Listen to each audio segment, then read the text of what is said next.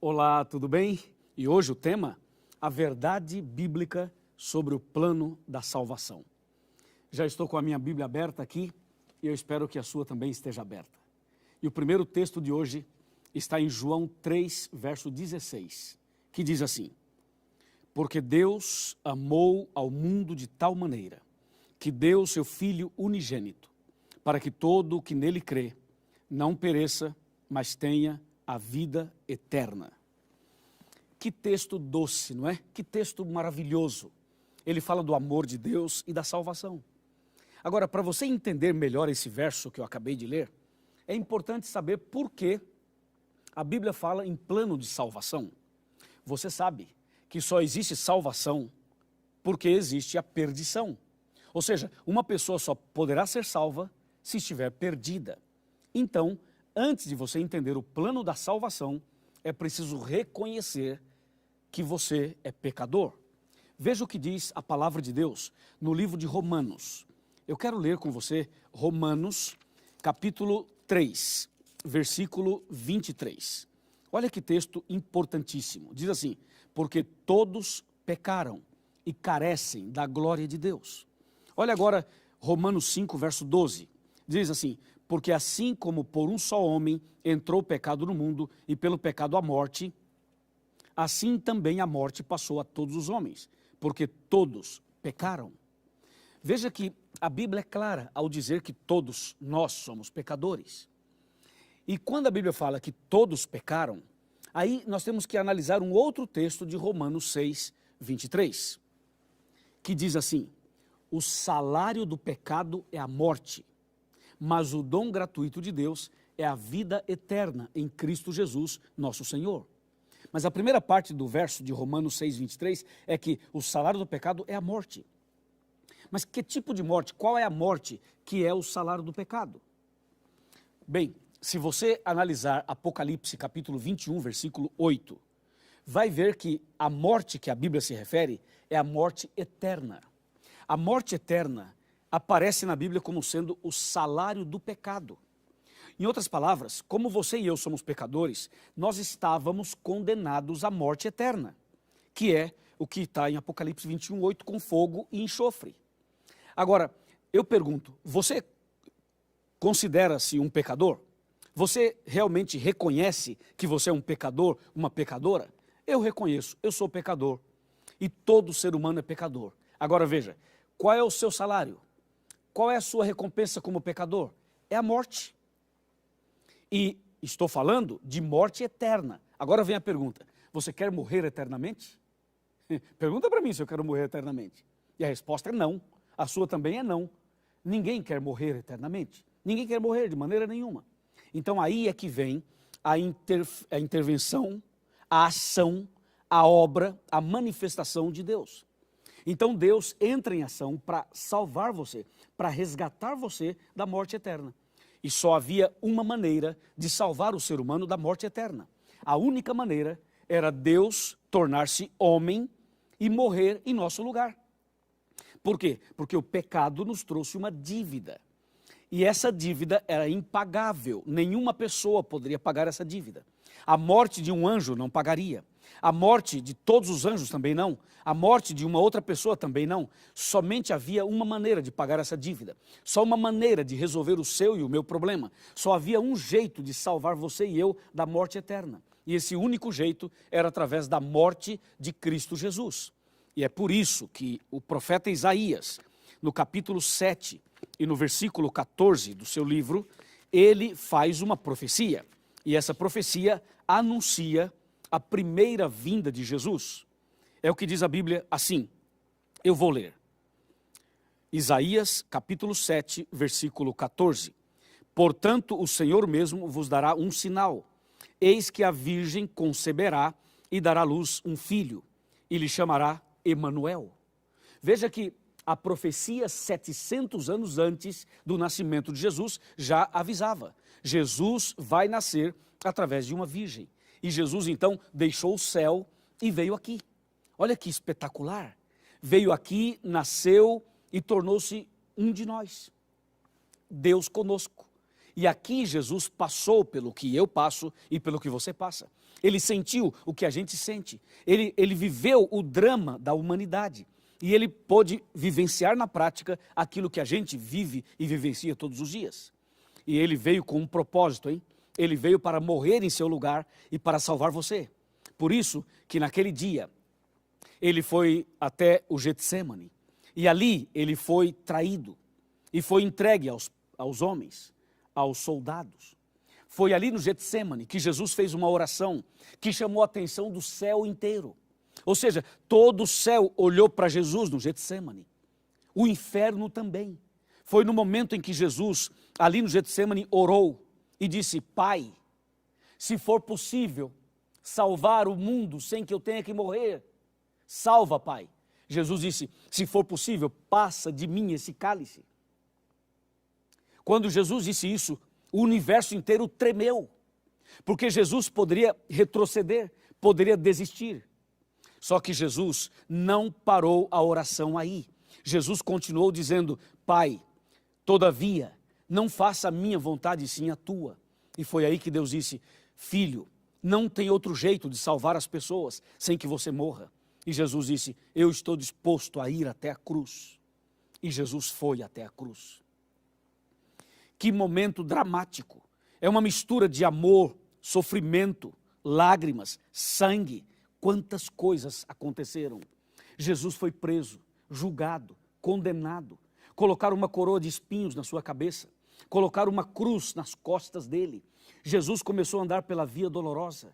E Jesus foi até o Monte do Calvário. E lá ele foi crucificado entre dois ladrões. À direita de Jesus havia um ladrão, à esquerda havia outro. O ladrão da direita se arrependeu ao ver Jesus morrendo para salvar a humanidade. E o ladrão da esquerda continuou blasfemando. Então, naquela cruz, na cruz de Jesus, Jesus morria pelos pecados de todo mundo. Jesus estava morrendo para salvar a mim e a você. Mas a cruz da direita daquele ladrão mostra que um homem estava morrendo para o pecado, estava aceitando Jesus, estava entregando a vida no último minuto. E do lado esquerdo, um homem morria no pecado, morria perdido. Meu amigo, a morte de Jesus na cruz é uma chance de salvação para todo mundo. Algumas pessoas aceitam Jesus, outras pessoas não aceitam. Algumas pessoas se entregam, outras pessoas rejeitam. Eu sei disso, mas não importa. O importante é que a palavra de Deus seja ensinada, é que o plano da salvação seja compreendido, para que você compreenda e tome a sua decisão. Eu sei que nem todos serão salvos, mas eu tenho que pregar para todos. Eu sei também que Jesus tem um propósito na sua vida. Por isso Jesus morreu na cruz, por isso ele se entregou naquela cruz. Quando Jesus abriu os braços, sangrando, sofrendo, agonizante, e disse aquela frase: está consumado. Quando Jesus disse está consumado, Jesus estava dizendo o seguinte: está pago, está resolvido o problema. O ser humano pode voltar para o céu, o ser humano pode ter a vida eterna, o ser humano pode ser salvo. Jesus pagou a dívida, Jesus resolveu o problema, Jesus abriu as portas do cativeiro, Jesus então pagou aquilo que se exigia que fosse pago. Ou seja, na verdade, Jesus na cruz nos deu o direito de ter a vida eterna. Não é lindo isso? Não é maravilhoso tudo isso? Com certeza é maravilhoso. Jesus amou você de tal maneira, como eu li no primeiro texto de hoje, Jesus amou você e a mim de tal maneira que se entregou na cruz. Ou seja, esse foi um amor que não tem explicação. Eu posso ficar aqui o dia inteiro falando, eu não consigo explicar, eu só sei dizer uma coisa, como diz Isaías 53, versos 3, 4, 5, 6 e 7, sabe o que diz lá? Diz assim, resumindo, Jesus diz que ele foi conduzido, levado como um cordeiro para o matadouro. Jesus foi crucificado, sacrificado, como se fazia com os cordeirinhos. E a Bíblia diz, ele não abriu a sua boca, porque ele sabia que esta era a única maneira, a única forma de salvar a humanidade. Você não sente no coração algo diferente? Você não sente o desejo de agradecer a Jesus por tudo que ele fez? Eu tenho certeza que sim. Eu imagino que você está passando por lutas. Eu imagino que sua família está passando por momentos difíceis, mas eu quero que você saiba a grande notícia: na cruz, Jesus pagou sua dívida. Hoje, entre você e Deus, não tem mais barreiras, não tem mais nenhum obstáculo. Hoje a porta foi aberta, o cativeiro foi aberto. Você pode sair da escravidão, você pode sair desse sequestro, você pode sair dessa situação que te amarra, que te prende. Você pode abandonar esse vício, você pode começar uma vida nova, você pode ser livre, você pode ser uma pessoa feliz. Basta você aceitar Jesus como seu salvador pessoal. E não espere você ser uma pessoa boa ou perfeita, porque você não pode ser perfeito por você mesmo. Não espere que os seus problemas sejam todos resolvidos. Não espere até que a sua enfermidade passe ou a sua dívida financeira se acabe. Venha a Jesus do jeito que você está. Eu estou falando a um empresário, estou falando a uma professora, estou falando a um pastor, estou falando a um evangélico, a um católico, a um espírita, estou falando a um ateu. Estou falando a você, meu amigo, que trabalha como empregado, a você que é empregada doméstica. Estou falando a você que talvez nunca estudou na vida. Eu estou falando com você. Jesus ama você. Olha aqui nos meus olhos. Dá para olhar aqui nos meus olhos? Dá para olhar aqui nos meus olhos? Eu quero te falar, Jesus ama você. Você é muito especial para Ele. Por isso Ele morreu por você. Por isso Ele se entregou por você. Por isso Ele foi até a cruz por você.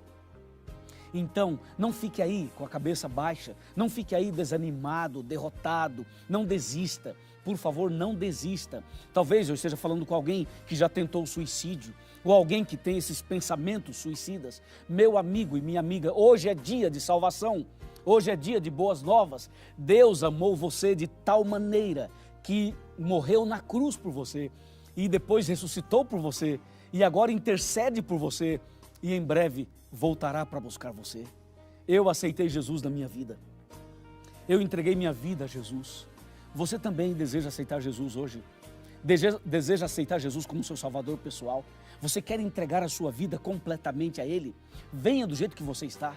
Pastor, mas eu cometi um pecado agora mesmo. Venha do jeito que você está. Mas eu já fiz coisas horríveis. Venha como você está.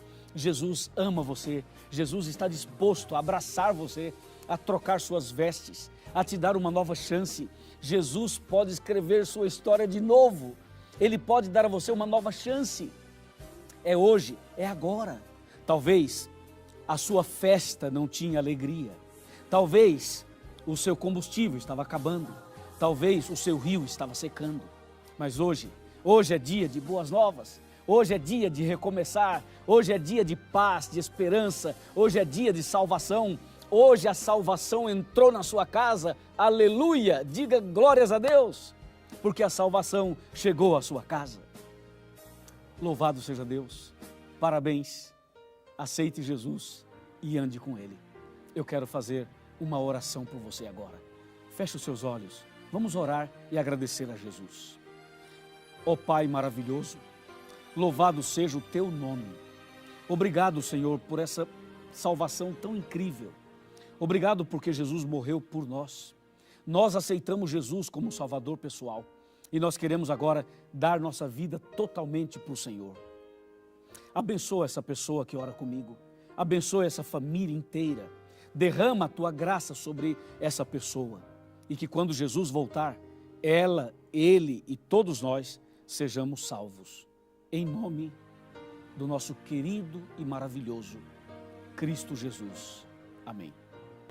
Entrego a Ti a minha vida, Senhor. Entrego a Ti tudo que sou.